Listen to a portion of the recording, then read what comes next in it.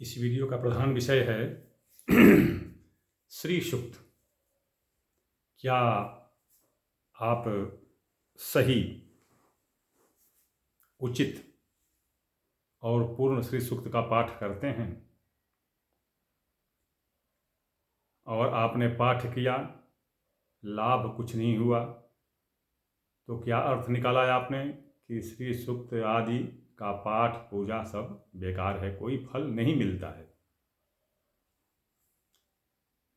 स्वाभाविक बात है, कोई भी किसी को भी अगर किसी डॉक्टर के पास जाए किसी रोग का इलाज कराने के लिए और अच्छा परिणाम न निकले, रोग ठीक न हो, तो डॉक्टर को दोष दे देते हैं। वही चीज़ है। श्री सूक्त मुझे जहाँ तक देखने को मिला है, 100% अशुद्ध, गलत, त्रुटिपूर्ण और अनुचित श्री सूक्त का जाप, पाठ आदि किया जा रहा है। देखिए, फेसबुक पर जिन्होंने मेरा पोस्ट पढ़ा होगा पहले का, उसमें मैंने विस्तार से बताया है कि कुछ चीज़ें, देखिए, कुछ जो ज्योतिष आदि, कर्मकांड आदि की कुछ चीज़ें स्थान, देश, काल, स्थिति आदि को देख करके और ऋषि मुनि, त्रिकालदर्शी और देवी देवताओं द्वारा बनाए गए थे। जैसे देखिए, पुराण का मंत्र कुछ और होता है, वेद का मंत्र कुछ और होता है। आप देखिए, शनि का मंत्र पढ़ते हैं तो पौराणिक या जो एक मंत्र जो चलता है शनि की पूजा का, क्या है? नीलांजन समाभासम सूर्यपुत्रम यमाग्रजम छाया मार्तंड संभूतम तम नमामि शनैश्चरम। अर्थात जो नीले श्यामल रंग के हों, सूर्य और छाया के संयोग से उत्पन्न ही हुए हों, यमराज के भाई हों, ऐसे शनिदेव को नमस्कार करता हूँ। इसका अर्थ ये हुआ। और वैदिक मंत्र क्या है? देख लीजिए, शन्नो देवी रभीष्टय रापो भवन्तु पीतये शम्योरभिश्रवन्तु नः। दोनों को देखिए, दोनों का अंतर कितना हो गया। तो आप पुराण के जो मंत्र हैं वो देश काल आदि की सीमा में बंधे हुए हैं, वो एक सीमित हैं, सीमित क्षेत्र में बंधे हुए हैं वो। लेकिन वैदिक मंत्र किसी भी सीमा से परे हैं, उनको कोई सीमा, कोई स्थान, कोई देश काल, कोई स्थिति बांध नहीं सकी है, न बांध सकती है। तो इसलिए तो सर्वप्रथम यदि आप सक्षम हैं, आपने कई बार पाठ करके पहले उसको जान लिया है, तब तो उसका जाप नियमित शुरू करें। अन्यथा पौराणिक मंत्रों को पढ़ते हैं तो उसका फल मिलेगा नहीं मिलेगा कोई ये नहीं है। क्यों किस स्थान, अच्छा आप इसको एक चीज़ से समझ लीजिए। जो पंचांग आप लेकर चलते हैं, ऋषिकेश का पंचांग, चाहे महावीर पंचांग, चाहे गणेश पंचांग, चाहे आपा पंचांग, जो भी हो, जो आप लेकर चलते हैं, उसमें बिल्कुल मुख पृष्ठ पर ऊपर ही जो राशियों का फल लिखा जाता है, वर्षफल, तो एक में विंध्य उत्तर और एक में विंध्य दक्षिण, दो का कर दिया जाता है। देख लीजिए, स्थान वार, विंध्य के दक्षिण में रहने वाले स्थान के लिए राशिफल कुछ और होता है और विंध्य के दक्षिण में रहने वाले के लिए कुछ और होता है। तो ये जितने भी विधान, जितने भी नियम बनाए गए हैं पौराणिक दृष्टि में, वो स्थान विशेष के लिए हैं। अब आती है बात श्री सूक्त के बारे में। श्री सूक्त, पहली बात तो ये समझ लीजिए कि वैदिक श्री सूक्त 4, 5, 6 तरह के हो गए हैं। एक तो ऋग्वेद की आश्वालायन शाखा में भी आपको 2 श्री सूक्त मिल जाएंगे। उसके बाद ये जो और जो आप जो पढ़ते हैं, हिरण्यवरा हिरण्यम जो पढ़ते हैं आप, ये कर्दम ऋषि के पुत्र द्वारा इसको निर्मित किया गया है। एक तो यह है। तो ये ऐसा क्यों है, मैं बताऊंगा आपको कि ये वैदिक समय काल के कारण है। देखिए, सतयुग में न तो मूर्ति पूजा की प्रधानता थी, होती होगी लेकिन न तो मूर्ति पूजा की प्रधानता थी और न ही किसी यज्ञ आदि की कोई विशेष आवश्यकता थी। उस समय में केवल सांख्य योग पर विशेष प्रभाव था और लोग तप पर विश्वास करते थे। तपस्या, इंद्रियों को वश में करे और तपस्या करे और सिद्धि पाए। सतयुग में, त्रेता में यज्ञ हुआ, यज्ञ हुए और यज्ञ के आधार पर लोग वांछित फल पाए, सिद्धि पाए। द्वापर में मूर्ति और यज्ञ दोनों की प्रधानता हो गई। देखिए, हर युग में हर एक की मान्यता रही है, लेकिन प्रधानता मैं बता रहा हूँ, प्रधानता तो मूर्ति और यज्ञ की प्रधानता रही। किंतु कलयुग में केवल मूर्ति, विग्रह, तंत्र, यंत्र आदि की प्रधानता है। ऐसा क्यों? क्योंकि ऐसी स्थिति देश काल, वातावरण, जलवायु और चारों ओर का परिदृश्य जैसा है उस हिसाब से अथर्ववेदीय मंत्र ही पूर्ण फल देने वाले हों। इसीलिए कहा गया है कि सर्वदेव सर्वकाले सर्वयोनि प्रयोजितः, मतलब बाकी तो युग में और काल में सब देवता सब देवी लोग फल देने वाले होते ही हैं, किंतु कलऊ चंडी विनायकौ, कलिकाल में सिर्फ चंडी और विनायक ही फल देने वाले होंगे। ऐसा क्यों कहा गया है? तो अब मैं बता दूं कि श्री सूक्त के जो पाठ अब तक प्रचलित हैं, चलते आ रहे हैं, अब भले कोई कुछ भी कहे लेकिन मेरी समझ से तो 100% असफल रहे हैं, उनका कोई प्रभाव नहीं मिलता है। कारण क्या है? बस वही बात कि खस की टट्टी गुजराती ताला, कि कोई और विधान, कोई और मंत्र, कोई और विधान।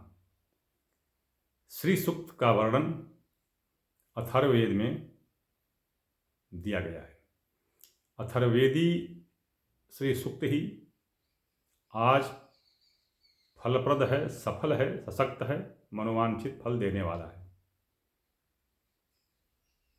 शेष श्री सूक्तों में जितने भी आप जो देख रहे हैं, उन श्री सूक्तों में सबका हर स्वरूप को नहीं लिया गया है, प्रत्येक स्वरूप को नहीं लिया गया है। प्रत्येक स्वरूप मतलब जैसे वैभव, यश, कीर्ति, धन, अन्न, रोग से निवृत्ति, मतलब ये सब पक्ष जो है इसमें लिए गए हैं, जिसको अंग्रेजी में कहते हैं ना कि कवर किए गए हैं, हर पक्ष कवर किए गए हैं, हर एस्पेक्ट को कवर किया गया। तो ये इसमें जो है, ये अथर्ववेद में सबको लिया गया है और सबको अलग अलग लिया गया है,